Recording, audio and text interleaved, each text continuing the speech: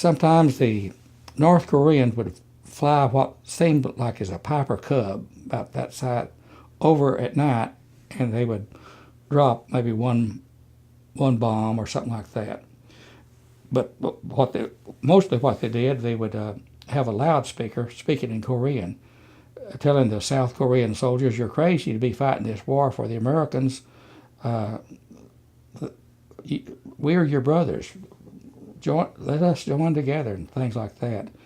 And so one day, right after the noon meal, Master Sergeant and I were, that was when we were still in our tent,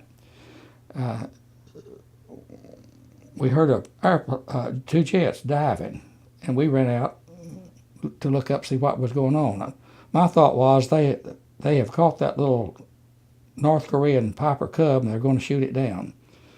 We were looking at it, and it's coming right at us, and all of a sudden they started shooting at us. And so we ducked down behind we had a wall of sandbags, ducked down behind that, still looking up at it. And then we saw a bomb coming at us. And I guess maybe we started down about that time, I don't know. But anyhow, it exploded. And we fell down flat. Did it explode in the air? Or? Exploded in the air. Uh-huh. And fell down flat. And we were probably 4 feet from each other as we were laying there. And there was a fragment this big or bigger came between us. Huh. Because I picked it up. And so we thought that it had, we think it had American markings on it. So we thought that, first of all, we laughed about it because they made a mistake. Then we got to think about it and we got mad. Said that our own planes bombed us. And so they checked with the Air Force, said, no, we don't have anybody in that location, maybe the Navy. So an officer from the Navy came up there to look at the shell fragment and shell fragments. And he said, no, these are Russian made. And anyway, come to find out, the Russians had got a hold of a couple of our planes in Iran or someplace. And the guy, later on, one of them landed. So these truly were American bombs? Yeah. But no, they were Russian. Russian bombs. But the Russian had gotten a hold of two of our planes someplace, and they used them. And later on, while they offered $100,000 to a North Korean pilot that would fly down and give us one of their MiG-15s. And so finally one of them did. And he told a story then in Life magazine that he had bombed up and down the our lines like that. He had strafed everything. So I guess that may have been the closest I came to getting hit, but I don't know. There's 3 or 4 different occasions where. And then timing was important too, because after you left. Yes, after I left, they got pushed back.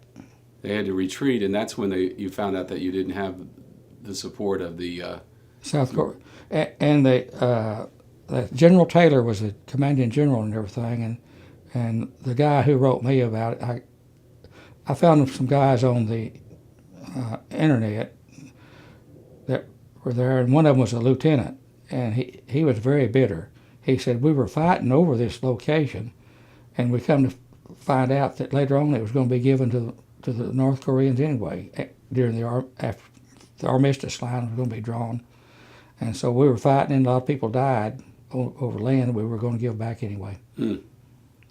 And he was very bitter that General Taylor wouldn't send any help whenever they sent me a copy of the presidential unit citation that they got, and they said that it got to the point where the 176th Armored Field Artillery Battalion was the only thing between the Americans and the Chinese. We were the front line. The 176 was your battalion. It said the South Korean infantry kept drifting back through all day. And then their artillery pulled out too, without authorization. And I got a magazine just recently from a guy, VFW magazine, and the outfits behind us, you know, I told you about as we saw going up there, they got more casualties in July and June and July than the 176. I guess probably what happened, they let 176 pull back, and these people got overrun. Hmm. And I think, you know, they had several killed. Hmm. And 176 had some killed too, and had some captured. And they said all the ones that were captured were returned safely. Now, towards the end, before you left Korea, were you knowing the date that you would be leaving? Yes, well, I think I missed the May ship date by 3 days. And anyway, well, Which meant you had to stay another month? stay another month. And I guess I must have left about the first week in June or something like that.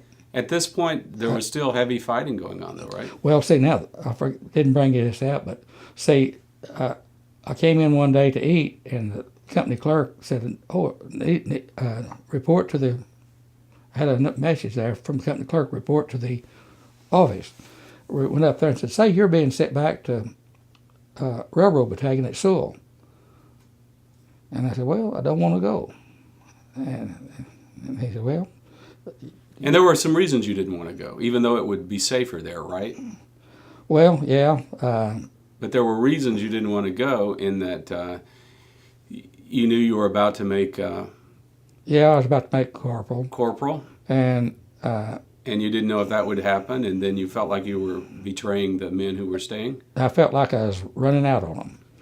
And so I told the major I didn't want to go, and he said, well, are you sure? I said, that'd be a whole lot better deal than what you got. And he said, okay, I'll see if I can get it changed. So he called up there, and he said, well, you can't get it changed. It's an 8th Army order, and they can't be changed. So I would have, I'd had a lot more experiences, I guess, if I had stayed. But so then how long did you stay in Sewell? About 6 weeks, I think. I didn't stay in Sewell. I went to Yeongdam Po, which is about 25 miles from Sewell. Uh-huh. And there, I was in charge of, or the American advisor, daytime, 8 to 4, in Noryangjin, which was right by Kimpo Airport, which is about 25, 30 miles from downtown Seoul. And we stayed at kind of used to be a girls' school, had good quarters, and we could ride that shuttle service to work every day, and it went on down to Seoul, turned around and came back. So had a Korean dispatcher on the railroad, had Korean interpreters, and they liked to work with a Korean dispatcher, and it was okay with me, so I did very little. This was the last 6 weeks? Last 6 weeks. Mm-hmm. And on 2 or 3 occasions, some of the guys said, hey, why don't we go in Sewell today? Okay. So you would go into Sewell, and what would you do there? Go to the PX Uh-huh. and walk around town and some of the shops and everything. So forth. Actually, that was probably good for you because you didn't go straight from combat back home. You No. had a little bit of an adjustment period there.